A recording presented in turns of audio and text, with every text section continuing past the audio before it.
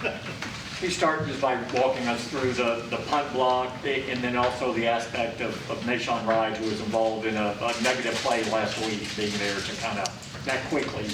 Yeah. Right at the end of the half, I think it was first down. I think we sacked him and knocked him back 5 to 10 yards. And I thought Coach McCarthy did a great job using timeouts to give us a chance to, get a stop on second down, a third down, and force him to punt it. So, we had one dialed up that we were going to call whenever it was the next punt return opportunity. So it just happened to work out that they were backed up a little bit and pretty opportune time to rush. And then for Nashon to recover it, you can't make this up. Just the next week he has a chance at redemption, I guess you could call it, even though last week I don't consider it an error. But for him to find the ball again, just, shows he's got a little nose for the football. And great for him to get his hands on it and, score a touchdown. Probably not something he anticipated happening for himself on punt return. But like we told everybody, everybody's live and everybody's a player and everybody stay alive. That was the only rep for Dorrance on punt return all game.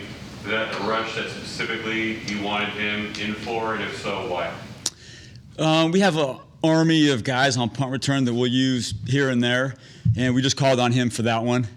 So try to just use pretty much the whole roster. And guys that are pretty good at that stuff, you like to have them, rush some punts. And guys that aren't, you like to have them do it too, just to break some tendencies. So, he got his call, he got a shot, and he produced.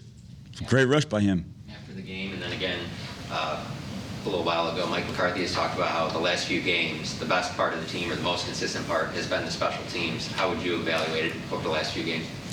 I think yesterday, guys played really hard. The good thing I think for myself is that we're not out there trying to manufacture or force big plays. We just go in with what we think is a pretty simple and sound game plan. And, the guys have done a good job executing. It's really not much more complicated than that.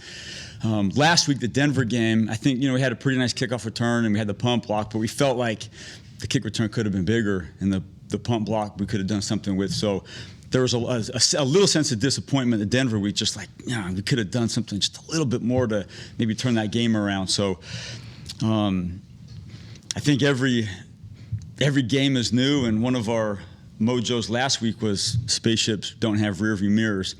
And so that was something that will probably apply to this week because Kansas City's really good on special teams. They have been for a long time. So we've already discussed this previous game, and we're really looking forward to this week. I know that's coach speaking and all that, but. Did you have any role in the monkey butt motivation?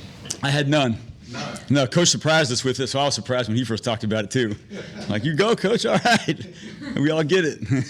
Now, or did he, was it in PowerPoint? How did he? PowerPoint, I think he passed around the locker room a little bit. So yeah, it was a good one. Any little thing like that it's always fun, especially on a bounce back week. You gathered the group. How much were you talking about that fake punt Kansas City did last night? Yeah, that was it's a good one. We've it's kind of not a typical one, but it's used around the league quite a bit. We've done it in our past, and Kansas City did it this year, yesterday, and they did it last year one time. Another team did it earlier this year. I can't remember who it was, but yeah, it's just throwing it to a receiver over there who's a gunner, and it's hard to stop because as a blocker you're anticipating the gunner going, and so you're in a foot race, and all of a sudden the guy stops. You're like, oh, it happens just like that. So Kansas City is a good matchup for us, and we got some good players too. So I'm looking forward to it. You mentioned not wanting to manufacture or force anything. On the flip side of that, when you've had a block 2 weeks in a row, do you have to fight kind of a hot hand theory of, hey, we're on a roll, let's do it again, or not? That's a good question. We're kind of game planning right now, to be honest with you. I'm halfway through kind of our punt return, kick return plan. I think the biggest thing for me is to make sure that if you get one and you get another one and you get home and you kind of strike gold once or twice, so you don't get too complex or cute and fancy and try to be over creative. What do the guys do best? What do we sense as a possible area to attack? And let's find a way to do it in pretty simple terms. Mid-November now, our meetings are cut down a little bit more, practice time's cut down a little bit more, and so I think our game plan maybe has to reflect that just a little bit to keep it simple sound.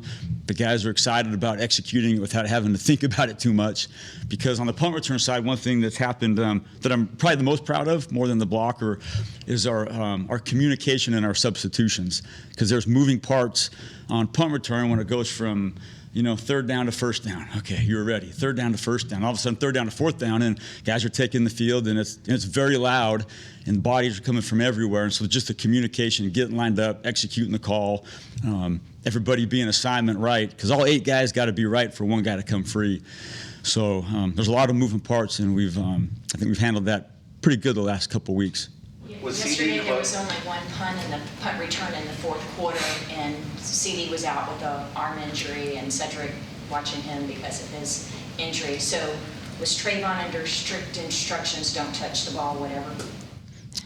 No. It ended up being a touchdown. Yeah, we had. And will you change things in terms of like backup punt return, guys getting stuff this week just in case? Yeah. Trayvon Diggs was back there because he does ball drills every day with us, and Tony Pollard is another option who's got great ball skills. So we really are pretty fortunate to have 4 guys that we could go back there and feel very confident they're going to catch punts. The challenge this past week was a lefty punter. It was our first one we played, so we put the jugs last week on the lefty spin because it's way different. So all those guys come out for ball drills every Wednesday, Thursday, pre and post practice, and I can't say enough about the players' work ethic. Just doing those little things right now to always be prepared as the 3rd or 4th punt return, and all of a sudden you're in the game. How effective is the lefty mode on the jugs machine? I remember in the past, team coaches, they'll bring in a lefty on like a tryout basis just to give their guys a look at it. How effective is the jug? Yeah, it's semi-effective. There's nothing better than a live football coming off a foot of a lefty. Probably with all the COVID protocols, it's harder to get a punter in here just to punt out at practice for the returners. But the lefty jugs is valuable because it gives you the spin and the aerodynamics of the point comes down. It's going to my right. The nose stays up, it's going to my left, which is opposite of a right-footed punter. So just to be able to see that and feel that is valuable for sure. CD close a couple of times, or is that the nature of every punt return is kind of close a little bit? Yeah, it seems like that, huh? It's like, oh man, just one more. But I think it was the second one where he kind of ran up the middle and the snapper kind of got him and one more guy. And if we could just get through that one more crease, then there'd have been a lot more green grass. But you're always like, oh man, it's just one more guy. And it seemed like that's a lot. There's 10 guys you got to block if you don't count the punter and the kicker. And to get to them all is hard, but that's pretty close. Yeah. What's the feeling in the room like when Mike is leading his bingo exercises, and what have you learned about your players through those? I'm sorry, the Bingo exercises when he's speaking some. the brotherhood. Yeah. It's great. It's pressure packed because nobody knows whose name is getting called, and I guess really kind of have to be a little bit mentally prepared to share something about themselves. And when they're not, there's a little bit of stage fright, but it's a great public speaking experience for the players because they're in front of their peers, and so if they mess up or they forget something to say, then everybody can kind of razz them and it's all good. But it is a fun thing to do, just to break up the week and get to know the teammate a little better. Cedric, the only snap that he had was during the red zone package where he took the direct snap. Was that kind of the plan? That he'd be essentially almost off limits, except from that, and he wouldn't be used on special teams? What was the role going into the game? Yeah, my understanding was he was going to be an emergency guy.